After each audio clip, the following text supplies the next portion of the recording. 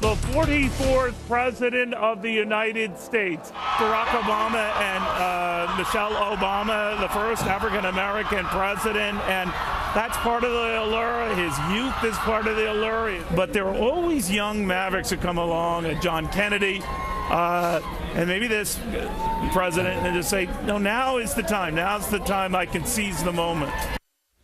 Well, that was 5 years ago today. I just remember how cold it was that day. And what does the president say is still getting in his way? Look at what he told the New Yorker. There's no doubt that there's some folks who just really dislike me because they don't like the idea of a black president. Now, the flip side of it is there are some black folks and maybe some white folks who really like me and give me the benefit of the doubt precisely because I'm a black president. To Fox Business Network, Charles Payne, who says if anything is holding this president back, it's his policies. It's not his race. What do you mean? Well, the policies have been, listen, you've had 5 years. You've got a report card. It's a terrible report card. And you have to pay the consequences no matter who you are, no matter what color you are. You know, here's the thing that really, for me personally, is really disappointing with President Obama. I thought he was uniquely positioned to take the country to the next level with respect to race relations. Nobody would argue that there's not racism out there and that there's still ways to go. But in my lifetime, there's been some amazing progress.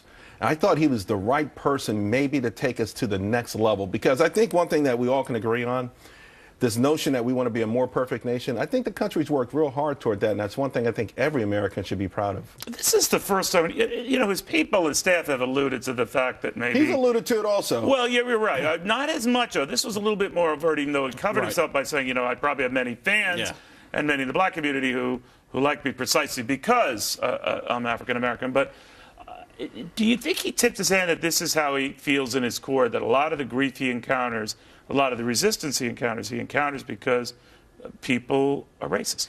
You know, here's the thing.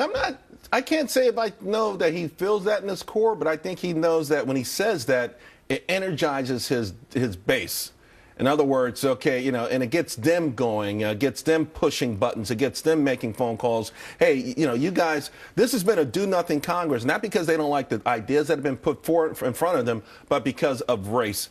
And, you know, and here's the thing. The president's had a lot of opportunities to come out on the other end of this. And I'll tell you one area that he's been really bad, for instance, with the Tea Party. He let the media and other people portray the Tea Party as this racist new coming of the Ku Klux Klan. Never once said anything. Never once went to a Tea Party rally. Never once said, let me go find out for myself. He, during the elections, when Vice President Biden would suggest to a group of black people that the Republicans want to put y'all back in chains. I mean, this is despicable stuff. This is stuff that it would be amateurish and evil in some respects to even think that the Vice President of the United States would say that to a group of people. And so, yeah, the president has orchestrated this in a sense that he's allowed it to happen. But I think this is a sense of desperation right now. Going into the midterm elections, popularity sinking, not coming back.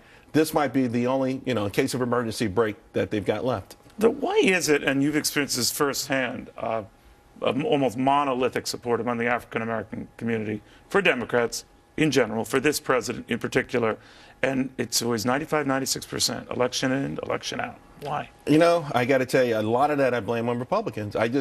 You know, when I talk to conservatives and they tell me they don't want to pander, I said, what the hell do you mean you don't want to pander? You know, you're selling yourself. You're selling a message.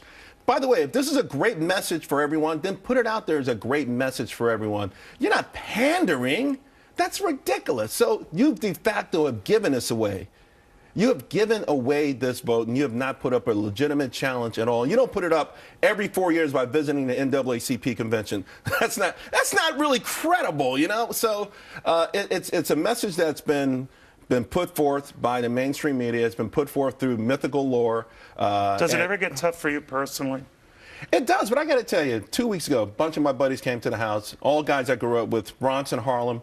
If you listened to our conversation and you didn't know color, you would think they were all in the Tea Party. I mean, all the things that they're bitching about, you know, it's like the job situation, the growth situation, the tax situation, the healthcare situation, all the things that they were complaining about, you would say, golly, this sounds like the perfect GOP candidate. But to your point, probably